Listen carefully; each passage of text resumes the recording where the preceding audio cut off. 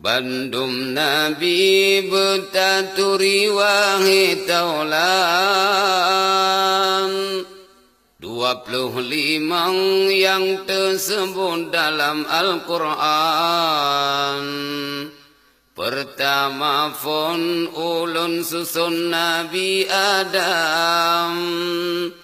Nyan keindah tu wahai tengku bandum insan. Yang kedua hai saudara Nabi Idris.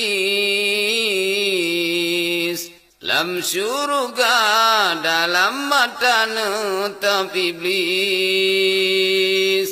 Le Nabi Nuh masa sepena pegat kapai. Gepeding kenan bala tentara jenis bekai. Pet Nabi Hud 5 Saleh 6 Ibrahim. Yang tak murah dan sejahtera perangui halim. 7 Nabi Lut 8 Ishak dan Ismail. Yuhdi mina suruh Rabbi kurban nasir. Siplo Harun sibla Musa an Imran. Bukit Tursina drona mari dengan Tuhan. 12 Daud lemah lembut mangatat su. Ia yang jilengan jadele tedang laju. Yang ke-11 ulun pegazul kifli. Nabi Sulaiman karunia Tuhan pangkat tinggi. Nabi Ilyas karunia Allahu debjina. 16 Yusuf belen pengetat samlako. Tajra rupa Nabi Yusuf hai bohate. Cinta Zulaikha purmo raja di nanggro musik. 17 Syu'ib umu katrib suput mata. Yang jok tungkat ke muajizat Nabi Musa.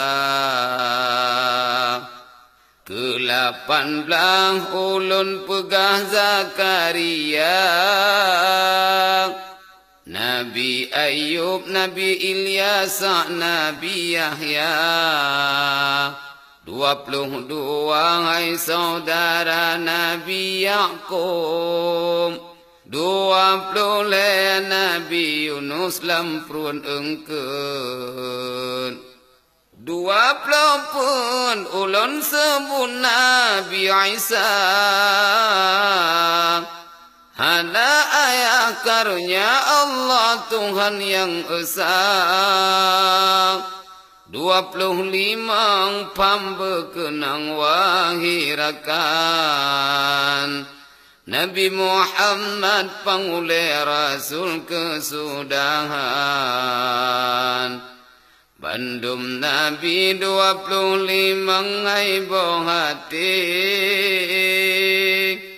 Jak merena bedah jina be laloli.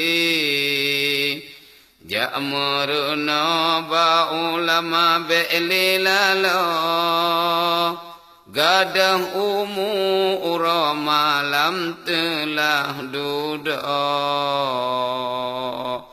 Gadah umur malam telah duduk.